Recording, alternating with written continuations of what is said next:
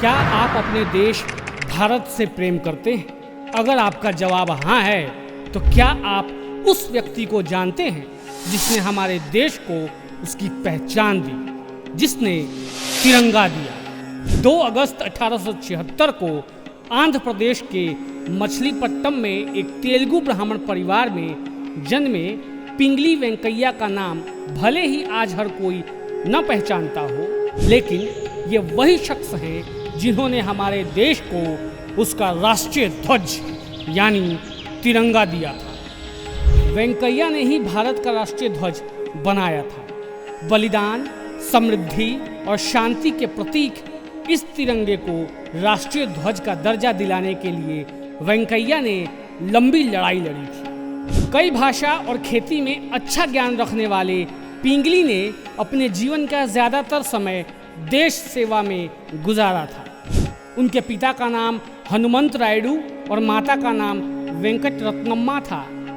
मद्रास से high school पास करने के बाद वो ग्रेजुएशन की पढ़ाई के लिए कैम्ब्रिज यूनिवर्सिटी चले गए थे। वहाँ से लौटने पर उन्होंने एक रेलवे गार्ड के रूप में काम किया। इसके बाद वो लखनऊ में एक सरकारी कर्मचारी के रूप में भी कार्यरत रहे। बाद में वो एंग्लो वैदिक महाविद्यालय में उर्दू और जापानी भाषा की पढ़ाई करने लाहौर चले गए। इस तरह उन्होंने कई विषयों का ज्ञान हासिल किया। उन्हें भूविज्ञान और कृषि क्षेत्र से विशेष लगाव था। ये वो दौर था जब पढ़े लिखे भारतीय युवा ब्रिटिश सेना में भर्ती हुआ करते थे। 19 साल की उम्र में पिंगली ब्रिटिश आर्मी में सेना नायक बन गए। ब्रिटिश सेना में काम करते हुए दक्षिण अफ्रीका में एंग्लो बोअर युद्ध के दौरान पिंगली की मुलाकात महात्मा गांधी से हुई। पिंगली महात्मा गांधी से इतने प्रभावित हुए कि उनके साथ ही हमेशा के लिए भारत लौट आए। भारत लौटने के बाद वो स्वतंत्रता संग्राम सेनानी बन गए। देश के लिए कुछ भी कर गुजरने का जुनून वाले वेंकैया का हमेशा से मानना था कि भारत का भी अपना एक राष्ट्रीय ध्वज होना चाहिए। उन्होंने ही खुद आगे बढ़कर गांधी जी को देश का खुद का झंडा बनाने की सलाह दी थी, जिसके बाद गांधी जी ने उन्हें ही उसका दायित्व सौंप दिया था। इसके बाद वेंकैया ने कई देशों के ध्वजों के बारे में जानना शुरू किया। वो अपने देश के लिए एक ऐसा झंडा बनाना चाहते थे जो यहाँ के इतिहास को दर्शाए। उन्होंने 1916 से 1921 तक दुनिया भर के झंडों के अध्ययन में अपने आप को समर्पित कर दिया। 1921 में विजयवाड़ा में आयोजित भारतीय राष्ट्रीय कांग्रेस के अधिवेशन में पिंगली महात्मा गांधी से मिले और उन्हें लाल और हरे रंग से बनाया हुआ झंडे का डिजाइन दिखाया।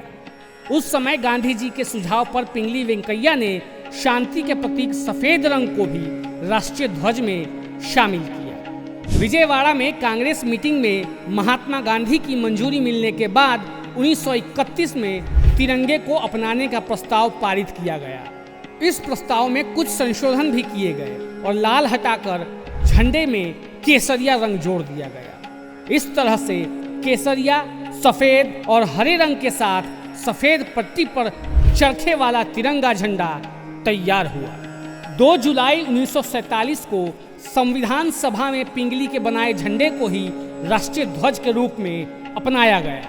इसके कुछ समय बाद ही एक बार फिर संशोधन किया गया, जिसमें चरखे को हटाकर सम्राट अशोक के धर्म चक्र को तिरंगे में शामिल किया गया। 3 रंग के जिस झंडे को देश की पहचान बनाने का सपना पिंगली ने देखा था, वो आखिरकार साकार हो ही गया। हालांकि सालों तक पिंगली विजयवाड़ा में एक सामान्य जीवन जी रहे थे। 1963 में विजयवाड़ा की ही एक झोपड़ी में पिंगली वेंकैया का देहांत हो गया। उस समय तक पिंगली के बारे में बहुत ही कम लोग जानते थे, लेकिन साल 2009 में पिंगली के काम को एक नया सम्मान तब मिला जब उनके नाम से भारतीय डाक विभाग ने एक टिकट जारी किया। इसके बाद ही कई लोगों को हमारे तिरंगे के रचनाकार के बारे में पता चला। तो अगली बार जब आप तिरंगे को देखें, सिर ऊंचा करें और एक नाम जरूर याद करें, पिंगली वेंकैया। क्योंकि अगर आप अपने देश से प्रेम करते हैं तो उन लोगों को कभी मत भूलिए जिन्होंने अपना सब कुछ देकर हमें आज़ाद देश, आज़ाद पहचान और तिरंगा दिया। जय हिंद। आप देख रहे हैं N27 न्यूज़, पकड़ हर खबर पर।